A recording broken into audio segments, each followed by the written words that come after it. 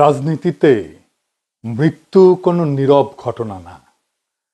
সেই জন্যে রাজনৈতিক নেতার শেষকৃত্য বা মৃত্যু কখনোই কেবল ধর্মীয়, পারিবারিক বা ব্যক্তিগত ঘটনা না। এটা একটা জাতীয় ঘটনা, এটা একটা রাজনৈতিক ঘটনা। এই মৃত্যুর মধ্যে দিয়ে বাইর হয়ে আসে এক একটা মৃত্যুর স্পেসিফিক রাজনৈতিক তাৎপর্য।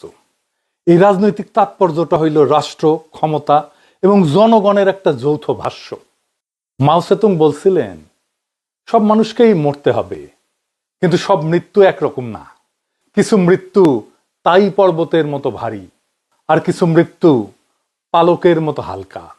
মৃত্যু হলে তার শেষকৃত্য হবে। এক এক ধরনের শেষকৃত্য এক এক ধরনের রাষ্ট্রনৈতিক, রাজনৈতিক, দার্শনিক বার্তা দেয়।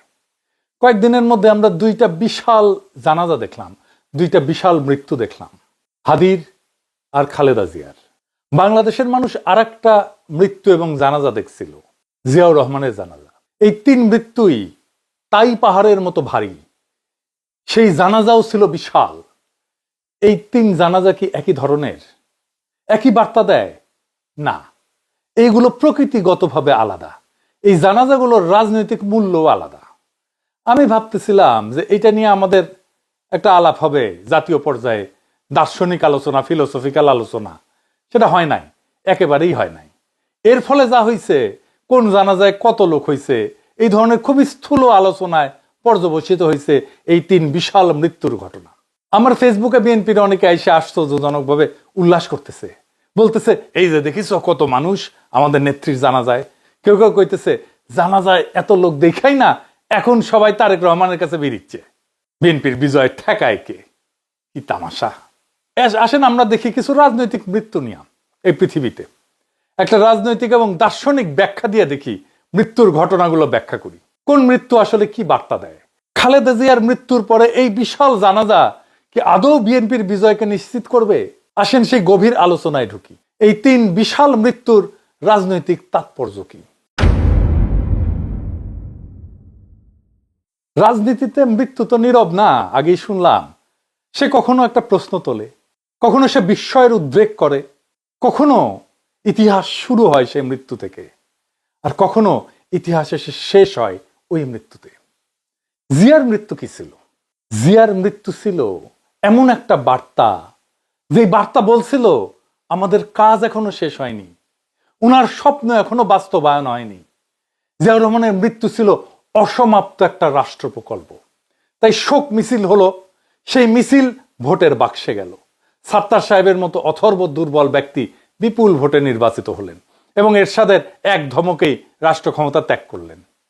জিয়ার জানাজায় যারা গেছিল তারা জিয়ার অসমাপ্ত কর্তব্য সম্পাদনের আকাঙ্ক্ষা নিয়ে ম্যান্ডেট দিতে গেছিল। তখনকার রাজনৈতিক নেতৃত্ব জিয়ার ঐতিহ্যকে ঊর্ধ্বে তুলে ধরছিল। একই ধরনের মৃত্যু বেনজির ভুট্টোর। তার দল ভোটে জিতে ক্ষমতায় আসে, উনি যখন মারা গেছেন তখন তিনি ক্ষমতায় নাই। কিন্তু বেনজির ভুট্টোর মৃত্যুর পরে পাকিস্তানের জনগণ বেনজির ভুট্টোর দলকেই ভোট দিল, কারণ মানুষ চাইছিল বেনজির ভুট্টো যেই কাজ করতে এসে শহীদ হইল, সেই কাজটা তার দল ডেলিভার করুক, বাস্তবায়ন করুক, পূরণ করুক। ইন্দিরা গান্ধীর মৃত্যু তাই। তার মৃত্যুর ধাক্কায় রাজীব গান্ধীর নেতৃত্বে কংগ্রেস একটা ভূমিধ্বস বিজয় অর্জন করে। এবার আসেন ওসমান হাদির মৃত্যু কি বার্তা দেয়। ওসমান হাদির মৃত্যু এক শূন্যতা এবং এক অসহায়ত্ব দেয়। হাদির মৃত্যু সবাইকে বলে আমরা আমাদের কণ্ঠস্বর হারালাম। ওসমান হাদির মৃত্যু ক্ষমতার শোক না, ছিল প্রতিনিধিত্বের শূন্যতা। প্রশ্ন উঠছিল এখন কে কথা বলবে আমাদের হয়ে? হাদির মতো এইভাবে সত্য উচ্চারণ জনগণের জন্য কে করবে? কে সাধারণ মানুষের হয়ে, সাধারণ মানুষের মধ্যে থেকে উঠে গিয়া ক্ষমতাকে চ্যালেঞ্জ করবে? হাদির জানাজায় এসছিল মূলত তরুণেরা। তরুণেরা আসছিল হাদির আদর্শ থেকে আদর্শ গ্রহণ করতে। ওইটা একটা ইতিহাসের শুরু। জিয়ার মৃত্যু ছিল ইতিহাসের মাঝখানে, হাদির মৃত্যু হলো ইতিহাসের শুরু। হাদির যেরকম মৃত্যু ছিল, একই ধরনের মৃত্যু ছিল মার্টিন লুথার কিং এর। এই দুইজনের মৃত্যুতেই তৈরি হয়েছিল একটা প্রতিনিধিত্বের ভ্যাকুয়াম, শূন্যতা। দুইজনেই ক্ষমতার শীর্ষেও ছিলেন না, রাষ্ট্রের আনুষ্ঠানিক কেন্দ্রেও ছিলেন না, কিন্তু সাধারণ মানুষের ভাষার প্রতিনিধি ছিলেন। তাদের মৃত্যুতে ক্ষমতার ভারসাম্য বদলায়নি, কিন্তু জনগণের মধ্যে তার কণ্ঠস্বর হারানোর শোক তৈরি হয়েছে। মানুষ প্রশ্ন করছে অসহায়ের মতো, উনি না থাকলে এই কথাগুলো কে বলবে? আজকে বলে না, হাদির মৃত্যুতে কে আমাদের মতো হয়ে এইভাবে কথা বলবে? কে আমাদের জন্য এইভাবে কথা বলবে? হাদির মৃত্যুতে এসে বলে না সবাই, কে এইভাবে এত সাধারণভাবে আমাদের কথাগুলো আবার বলবে? এইবার আসেন খালেদা জিয়ার মৃত্যু নিয়ে। খালেদা জিয়ার মৃত্যু একটা কমপ্লিটলি ডিফারেন্ট বার্তা দেয়। উনি রাজনীতিতে সক্রিয় ছিলেন না দীর্ঘদিন। ওনার মৃত্যুটা আসলে কি কি বার্তা দেয়? ওনার মৃত্যুটা আসলে কিসের প্রতীক? এই যে বিশাল জানাজা, এটা আসলে আমাদেরকে কি বলে, জাতিকে কি বলে? ওনার মৃত্যু একটা রাজনৈতিক অধ্যায়ের শেষ। খালেদা জিয়ার জানাজায় মানুষ ছিল অনেক, কিন্তু ওখানে রাজনীতি ছিল না, কারণ এটা ছিল ইতিহাসের সমাপ্তি, এটা কোনো সূচনা ছিল না। এখানে একটা প্রজন্ম তাদের কালেকটিভ স্মৃতির সাথে বিচ্ছেদের বেদনা সবার সাথে ভাগ করে নিতে আসছিল। এইটাকে বলে হিস্টোরিক্যাল ক্লোজার। একটা অধ্যায় শেষ হয়ে গেল আমাদের প্রজন্মের জন্য, আমাদের দেশের জন্য। এটা শুধু খালেদা জিয়ার জীবনের, রাজনৈতিক জীবনের সফল পরিসমাপ্তিই না, যেই জনগোষ্ঠী খালেদা জিয়া আর জিয়ার রাজনীতি করে আসছে তাদের সাথেও একটা হিস্টোরিক ক্লোজার। বিএনপির এই মৃত্যুকে তুলনা করা যায় ইতিহাসে আরো দুই মৃত্যুর সাথে, মাদার তেরেসার মৃত্যু, নেলসন ম্যান্ডেলার মৃত্যু, আর তার সাথে একই রাস্তায় দাঁড়ায় খালেদা জিয়ার মৃত্যু, একটা রাজনৈতিক সিলসিলার পরিসমাপ্তি। তিনজনের মৃত্যুই ছিল হিস্টোরিক্যাল ক্লোজার, ইতিহাসের সমাপ্তি, সূচনার না। মাদার তেরেসার মৃত্যুতেও ক্ষমতার কোনো পরিবর্তন হয়নি, কেউ ভোটও চায়নি উনি, কারণ সবাই ওখানে গেছেন ওনাকে বিদায় জানাতে, কারণ ওনার জীবদ্দশাতে যা করার দরকার ছিল উনি করে গেছেন। এই শোক প্রকাশ ছিল কৃতজ্ঞতার। নেলসন ম্যান্ডেলার মৃত্যুতেও সারা দুনিয়া কাঁদছে, কিন্তু ওনার মৃত্যুতে কোনো বিপ্লব হয়নি, কোনো বিপ্লবের ডাকও নাই। ওনার মৃত্যুতে ওনার সংগ্রামী জীবনের প্রতি সবাই শ্রদ্ধা জানাইছে। খালেদা জিয়ার মৃত্যু, সেটাও একই রকম একটা অধ্যায়ের শেষ। বিশাল জনসমাগম ছিল, কিন্তু এই যে শোক, এইটা কোনো সলিড রাজনীতিতে কনভার্ট হয়নি, কারণ এই মৃত্যুর সাথে ক্ষমতার প্রশ্নটা জড়িত না। এই তিনটা মৃত্যুই, Mother Teresa, Nelson Mandela, Khaleda Zia, কোনোটাই অসমাপ্ত প্রকল্প না। তাই জানাজা হয়েছে জনসমুদ্র, কিন্তু কোনো স্লোগান ওঠেনি, শপথ হয়নি, যেটা হয়েছে হাদির জানাজায়।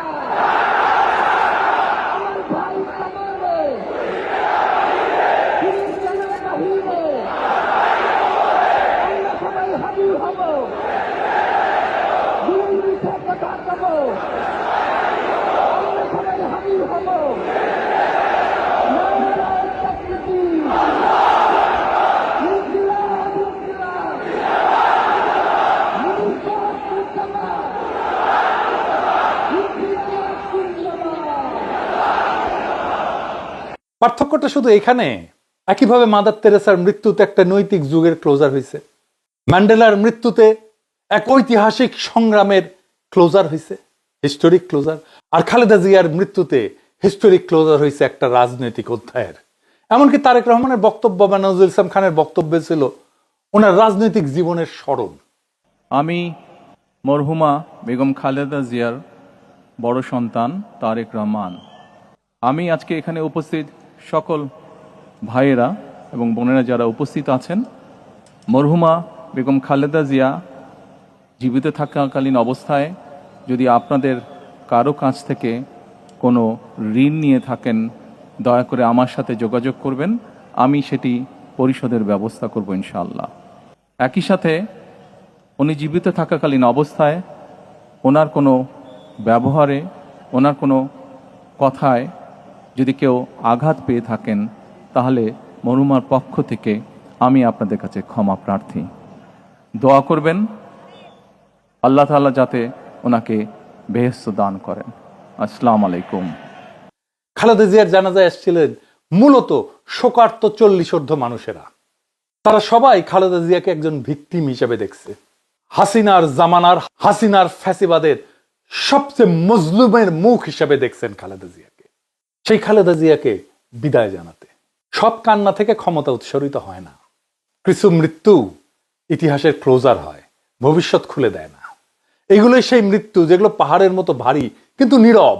আমি আবেগকে অস্বীকার করতেছি না, প্রচুর আবেগ ছিল, আমাদের ভালোবাসা ছিল, শোক ছিল, কান্না ছিল, শ্রদ্ধা ছিল, কিন্তু এই আবেগটা রাজনৈতিক না, এই আবেগটা ঐতিহাসিক, হিস্টোরিক।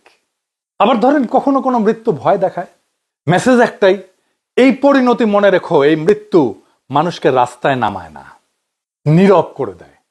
শেখ মুজিবের মৃত্যু ছিল সেই রকম ভয় দেখানো মৃত্যু, ক্রসফায়ারে হতভাগ্যদের মৃত্যু ওই রকম ভয় দেখানো মৃত্যুই ছিল। আজকের আলোচনার সবচেয়ে কঠিন কথাটা এখন বলতেই হয়, এই যে ভিড়, এই যে জনসমুদ্র, এরা ভোটের লাইনে দাঁড়ানো মানুষ না। এই ভিড় কোনো শপথ নিতে আসেন, এই ভিড় ভবিষ্যৎ চাইতে আসেন, এই ভিড় আসছে বিদায় দিতে, শ্রদ্ধা জানাতে। এই জানাজা বিএনপির শক্তির প্রমাণ না, এই জানাজা বিএনপির হিস্টোরিক্যাল ক্লোজার। এই মানুষগুলো খালেদা জিয়ার সাথে শুধু একজন নেত্রীকে না, নিজেদের রাজনীতিকেও নীরবে কবর দিয়ে গেল। এই জানাজা কোনো অসমাপ্ত রাজনৈতিক প্রকল্পের জানাজা না, এটা ছিল এক সমাপ্ত রাজনৈতিক প্রকল্পের বিদায়, শেষ বিদায়, হিস্টোরিক্যাল ক্লোজার। একটা প্রজন্মের রাজনৈতিক স্মৃতির শেষ দেখা। এই ভিড় আসলে শক্তি না, এই ভিড় আসলে বেদনা, এই কান্না আসলে সেই রাজনীতির বিদায় যেই রাজনীতির মূর্ত প্রতীক ছিলেন বেগম খালেদা জিয়া। এই মানুষগুলা খালেদা জিয়ার সাথে শুধু একজন নেত্রীকে না, নিজেদের রাজনৈতিক জীবনকেও নীরবে কবরে দিয়ে আসছেন। কোনো স্লোগান ওঠেনি, কোনো শপথ হয়নি, কোনো ভবিষ্যৎ আঁকা হয়নি। আর যেখানে ভবিষ্যৎ আঁকা হয় না সেখানে রাজনীতি জন্মায় না। এই যে জনসমুদ্র আসছে, তারা শুধু খালেদা জিয়াকেই না, তারা বিএনপিকেও বিদায় জানাচ্ছে আনন্দের সাথে না, বরং বেদনার সাথে। কারণ যেই বিএনপি বাংলাদেশের আধিপত্যবাদের বিরুদ্ধে একটা শক্তিশালী রাজনৈতিক শক্তি হয়ে উঠছিল, সেই রাজনীতিকেই আজকের বিএনপি ত্যাগ করছে। সেই জন্য যেই প্রজন্ম বিএনপি করে আসছে তারা আজকে বিএনপি করতে পারতেছে না। যে প্রজন্ম বিএনপি করে আসছে, ভোট দিয়ে আসছে, তারা আজকের বিএনপির রাজনীতি আর করতে পারবে না, করা সম্ভব না। আজকের তরুণেরা তো বিএনপি করে না, তারা নতুন রাজনৈতিক শক্তির পিছনে দাঁড়াইতেছে, নতুন রাজনৈতিক দল তৈরি করতেছে। আর যারা পুরনো বিএনপি, তারাও আজকে বিএনপির সাথে চিরবিচ্ছেদ ঘটালো। তাদের সকলের জন্যই খালেদা জিয়া ছিলেন সেই বন্ধন যা তাদেরকে খুব দুর্বল করে হইলেও বেঁধে রাখছিল বিএনপির সাথে এতদিন। সেই বন্ধন ওই জানাজার দিনে একেবারে ছিন্ন হয়ে গেল। বিএনপির সাথে ওই প্রজন্মের সম্পর্ক শেষ। এটাই ছিল সেই দিনের পুরনো বিএনপি প্রজন্মের সুতীব্র বেদনার উৎস, ওই জনতার দ্বিগুণ বেদনার উৎস। এই ভিড়, এই জনস্রোত, এই প্লাবন, এই জনসমুদ্র বিএনপির পুনর্জন্মের সংকেত না। এই ভিড়, এই জনসমুদ্র বিএনপির শেষ স্মরণ। যারা আজ এই ভিড় দেখে উল্লাস করছে, তারা বুঝতে পারতেছে না ইতিহাস কখনো কান্না দিয়ে ক্ষমতা দেয় না। ইতিহাস ক্ষমতা দেয় তখনই যখন শোক প্রশ্নবোধক হয়, পূর্ণচ্ছেদ হয় না। আর খালেদা জিয়ার জানাজা ছিল একটা স্পষ্ট নীরব পূর্ণচ্ছেদ। এই জানাজা বিএনপিকে আগায় দেয়নি, এই জানাজা বিএনপিকে বিদায় জানাইছে, বেদনা ভরে, মর্যাদার সাথে, কিন্তু রাজনৈতিকভাবে চূড়ান্তভাবে। খালেদা জিয়ার স্মৃতি অমর হোক। ইনকিলাব জিন্দাবাদ।